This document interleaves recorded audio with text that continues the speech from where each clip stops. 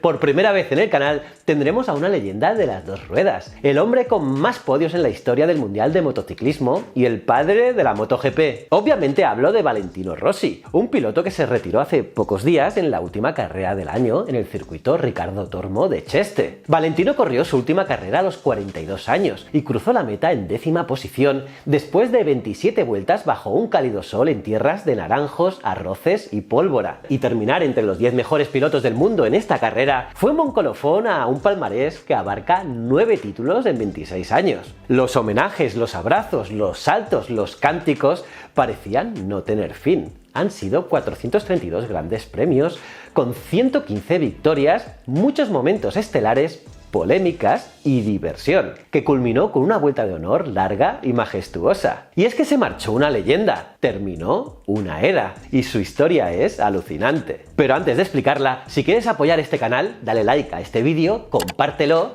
suscríbete si aún no lo has hecho y dale a la campanita. Bueno, empecemos desde el principio. Rossi nació en Urbino, Italia, el 16 de febrero de 1979 y, como te contaba, ha acumulado 9 campeonatos mundiales en 4 categorías diferentes y es exacampeón de la mayor de ellas. Apodado Il Dottore, el doctor, Valentino ha sido uno de los mejores de la historia sobre la motocicleta, pero también ha demostrado que es talentoso frente a cualquier volante. Su padre Graziano fue quien le inspiró a pilotar. Desde muy niño, Valentino comenzó a conducir karting. Y es que con solo 5 años, Graziano reemplazó el motor de 60 centímetros cúbicos del kart de su hijo por uno de 100 centímetros cúbicos. Claramente, ambos eran adictos a la velocidad. En 1990, con 11 años, Rossi ganó su primer campeonato. Y entonces conoció las minimotos. Y allí comenzó el amor entre Valentino y las motos, ese que le ha dado tantos triunfos y le ha hecho reconocido a nivel mundial.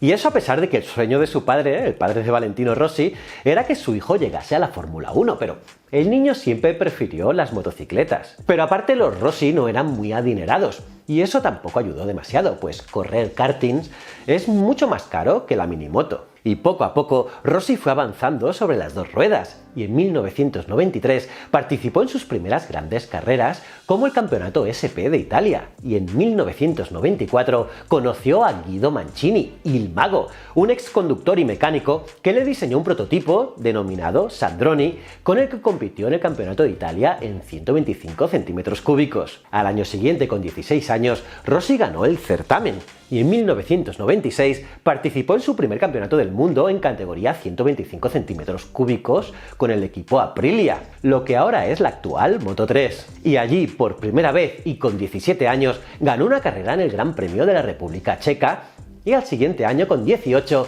fue el campeón del mundo. Además, durante ese año 1997, Rossi participó vestido como Robin Hood e incluso llevando consigo en algunas ocasiones una muñeca hinchable. Y esto lo hizo muy pero que muy popular y querido, pues era un personaje entrañable. En 1998 empieza a competir en la categoría de 250 centímetros cúbicos, la actual Moto2, y una temporada más adelante gana el título del mundo, ascendiendo así a la máxima categoría. Honda fue el primer equipo en los 500 centímetros cúbicos, pues en ese momento no se había estrenado aún MotoGP, y en 2001 consiguió 11 victorias con el equipo Nastro Azzurro y sumó su tercer título mundial, su primero en la máxima categoría. Ya ves que fue un ascenso rápido y poderoso, ya que tenía solo 21 años. En 2002 comenzó el campeonato de MotoGP de 990 centímetros cúbicos, y Valentino se encontró con una competencia muy liviana, por lo que ganó el Mundial con 140 puntos de distancia sobre el segundo, Max Biaggi.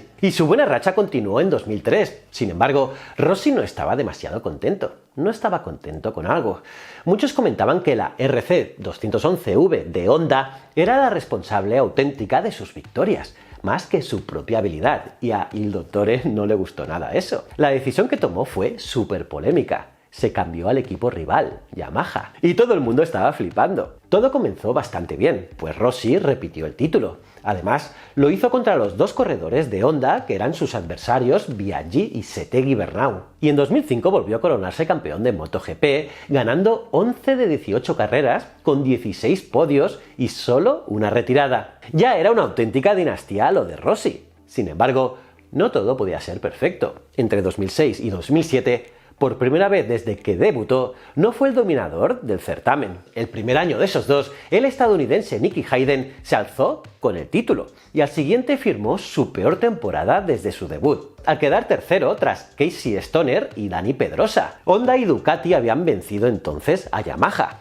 y muchos pensaban que la era de Rossi había terminado y que ahora el turno era para otros, pero no. En 2008 cambió de marca de neumáticos, se motivó de nuevo y ganó el campeonato con 3 carreras aún por disputar. Su retorno fue tan impresionante que llegó a los 373 puntos en el Mundial, algo inédito para la fecha. Y en 2009 tampoco sacó el pie del acelerador, ya que ese año consiguió su 100ª victoria y se coronó con un nuevo título mundial. Por lo tanto, 2010 pintaba como un gran año de nuevo para Rossi, pero decayó en su nivel, en buena parte porque se fracturó tibia y peroné en Mugello, que es su circuito preferido. Se perdió 3 grandes premios y decidió cambiar de equipo a Ducati. Entre 2001 y 2012, Rossi no pudo recuperarse al 100%. Además, sufrió un par de lesiones más en el hombro y otra en la pierna, por lo que solo se montó una vez en el podio a lo largo de toda la temporada. Y tampoco se sentía a gusto en el equipo italiano y decidió dejar la escudería.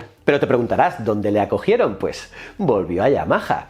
Allí compartió equipo con el español Jorge Lorenzo, quien venía para ser su máximo rival. Y a pesar de que tuvo buenas temporadas, tenía una competencia muy fuerte con los españoles y no pudo volver a tomar la corona. En 2014 fue subcampeón del mundo y en 2015 rozó el título. Fue esa temporada donde además de Jorge Lorenzo estaba Marc Márquez. Rossi y Márquez sostenían una buena relación hasta esa fecha. Incluso para Márquez, Rossi era su ídolo. Pero ese año hubo encontronazos en la pista y el italiano acusó a Márquez de querer ayudar a su compatriota a ganar el campeonato. Y en la penúltima carrera en Sepang, Márquez ya no tenía posibilidades de pelear por el campeonato, pero no siguió la regla tácita de no molestar a los que se disputan el título. Atacó varias veces a Rossi y le incomodó en la pista hasta que el italiano perdió los estribos y lo sacó de la carrera con un empujón deliberado. Y es que Rossi a veces tenía esas cosas, se le iba un poco la cabeza.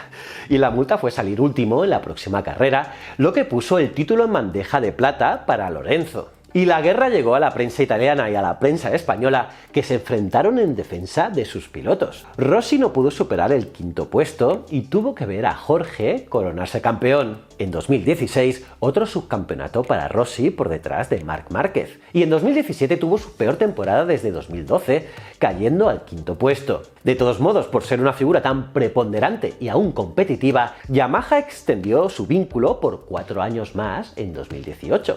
Para finalizar su contrato con ya 42 años. Ese año finalizó tercero y fue la primera temporada donde no ganó ninguna carrera desde 2012. En 2019, Rossi fue séptimo del campeonato. En 2020, a pesar del parón por la pandemia, Il Dottore consiguió su podio número 199. Y en 2021 siguió compitiendo con Petronas Yamaha, que era un equipo satélite de la marca japonesa, acabando así 18º en el Mundial, que era su último Mundial. Con más de 2 décadas compitiendo al máximo nivel, Rossi es una leyenda viva del motociclismo. No por casualidad su apodo, que es una muestra de admiración y respeto por su profesión, es de los más conocidos en todo el mundo. Aunque no hay una teoría única de por qué es el doctor, todos coinciden en que le queda muy, pero que muy bien. Su número 46, con el que siempre ha competido, lo heredó de su padre. El texto en su casco que dice "La tribu del Chihuahua" se refiere a su grupo íntimo de amigos, y WLF pues se sabe que se refiere a "Viva la Figa", y dejaré que tú hagas la traducción al italiano. Y curiosamente hubo una vez que Michael Schumacher lo elogió. Fue en 2006 cuando Rossi hizo unas pruebas con Ferrari y llegó a casi igualar los tiempos de Schumi. Y fue cuando el astro de la Fórmula 1 dijo que Rossi tenía un talento increíble al volante y podía ser muy pero que muy competitivo. Pero Rossi siguió en MotoGP. Y es que a Valentino siempre le gustó las carreras de coches. Su otra pasión siempre fue el rally, donde ganó en 7 ocasiones entre 2006 y 2018 el Monza Rally Show con un Ford Focus. Y siempre dijo que tras su retiro se pasaría a estas carreras. aunque todo apunta que su futuro profesional irá ligado a la categoría GT3 de resistencia, ya que ha competido al volante de un Ferrari en las últimas ediciones de las 12 horas del Golfo en Bahrein, donde compite junto a su hermanastro Luca Marini y Alessio Salucci, logrando la cuarta posición absoluta y tercera de su categoría en la última edición. De hecho, Valentino confirmó que este año volvería a competir de nuevo en esa carrera de resistencia que se celebrará el próximo 8 de enero en Abu Dhabi, aunque eso sí, no se lo tomará de un modo profesional. Según Valentino, a partir del año que viene seré piloto de coches, pero hago esta carrera solo por diversión. Por cierto, en 2022, Vale estrenará paternidad con su pareja Francesca Sofia Novello. Además, Rossi también es dueño de un equipo que debuta en MotoGP, el Sky Racing Team de VR46. Y aunque es un personaje que esconde bastante su vida privada, se sabe que es aficionado al Inter de Milán de fútbol, que gana, claro, mucho dinero y que no se cansa de competir a cualquier cosa, a pesar de ser para muchos el mejor de todos los tiempos. ¿Y a ti? ¿Qué te parece? ¿Qué te parece su carrera? ¿Crees que hay alguno mejor que él? Déjame saber tu opinión en los comentarios. Y ya sabes, un buen like a este vídeo, compártelo, suscríbete si aún no lo estás, te recomiendo este vídeo de otro superatleta y recuerda, el conocimiento es un requisito esencial para la supervivencia. Nos vemos en el próximo vídeo. Muchísimas gracias.